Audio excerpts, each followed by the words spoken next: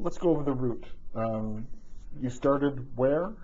We began in Vancouver and cycled north from there, and Julie was actually on that part of the leg too. It was Tim, Julie, and myself, and Julie stayed on as far as Alaska, and then she had to return due to obligations at work. And Tim and I continued down the Yukon River, first by canoe and then rowboat until we got to the Bering Sea, and then we crossed the Bering Sea, direct distance of about 400 kilometers to Siberia in our rowboat. Then it's bicycle. It was a whole mix from there. Then it was hiking, 650 kilometers hiking, and then bicycle and skis mixed. We actually had, once we reached Siberia, we still had 3,000 kilometers in total before reaching the roads. The most efficient way, of course, is using bikes when you can, and you surprisingly can, even though there are no roads. We did go on rivers which were frozen, and we used studded tires on our bikes. And also we had a support vehicle which carried our gear, which allowed us to make that switch. So otherwise we could never, of course, carry our bikes behind us if we just had, we're pulling our own sleds. So we could switch depending on what conditions allowed. They have what they call winter roads, which aren't roads at all, but it's just sort of compressed snow. And sometimes they plow the rivers too to allow transport vehicles in the wintertime to move from village to village. Then you get back on bicycles. What about Moscow? When we got to the first roads in Siberia, then it was exclusively bikes from then on, and that was self-contained without any support. And that was still 10,000 kilometers to Moscow from there by bicycle. So all through Siberia, it's amazing how big Russia and Siberia are. Like Siberia alone is bigger than Canada. Just to give you an idea of the perspective. So you just go on, and some areas are just beautiful. Other areas it's very sort of flat and monotonous, taiga, lots of sort of boreal forest that you're going through, and it doesn't change day after day. You're going through this flatness full of bugs and marshes and trees, and then finally after just an eternity of that, you reach Western Russia, and things change quite a bit there.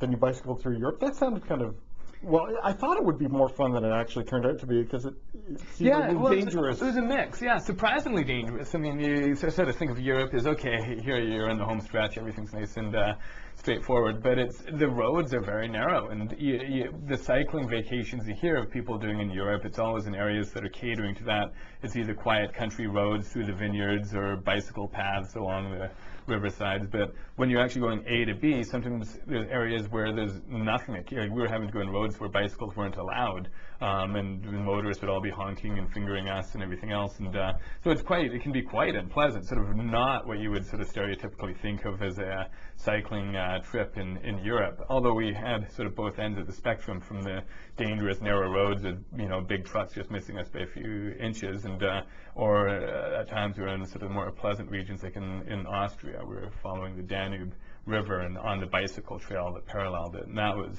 extremely pleasant. Just no other vehicles to worry about, and lots of tourists on vacation riding their bikes, and beautiful little villages and castles and mountains all around. So it was quite an enjoyable part of the trip.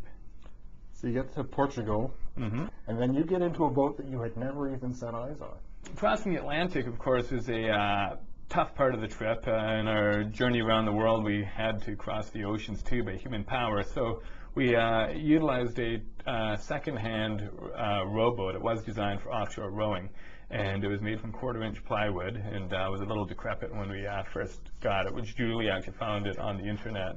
And so we had it trucked down to Portugal. And the big issue was we only had 14 days or a couple of weeks to get this boat ready for sea, because we had the stormy season coming in, and so it was a very tight window.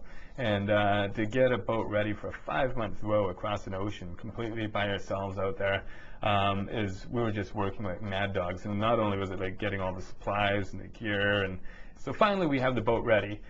And we row out to sea, and that's quite a feeling in itself, just saying goodbye to land. You're rowing off, and you have this huge unknown in front of you. You've got the boat, you've got it ready, and you've decided you're going to do this, but at the same time, there's this little nagging voice in the back of your mind saying, hey, nobody's ever done this before. Nobody has ever rowed from mainland Europe to mainland North America, and what makes you think you can do it? And it's just, it's going to be months and months and months and months of toil behind the oars to get to the other side. So that was I think for me, that was a pretty tough moment, saying goodbye to land and saying hello Atlantic Ocean. hurricane at the best of times when you're on dry land and, say, a cement building reinforced is bad enough, but a plywood boat in the middle of the Atlantic does not strike me as, well, is it even survivable?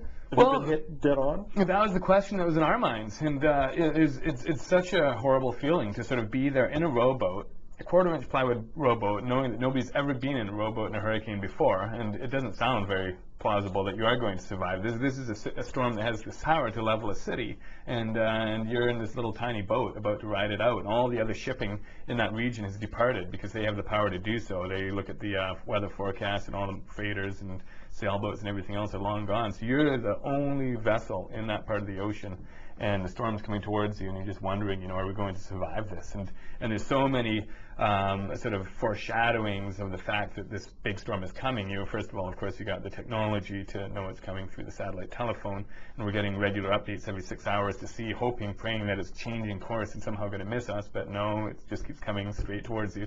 But also the sky is really kind of ominous. You have these strange black clouds and then these little sort of cirrostratus clouds up there alternating really quickly.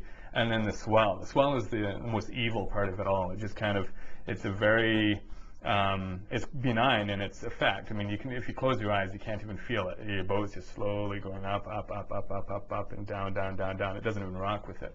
But when you look at them, it's just like mountains, slow-moving mountains just coming towards you.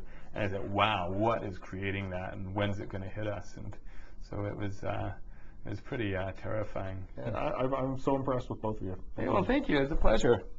The book is Beyond the Horizon. I've been speaking with the author, Colin Angus, and Beyond the Horizon, The Great Race to Finish the First Human-Powered Circumnavigation of the Planet is published by Doubleday Canada.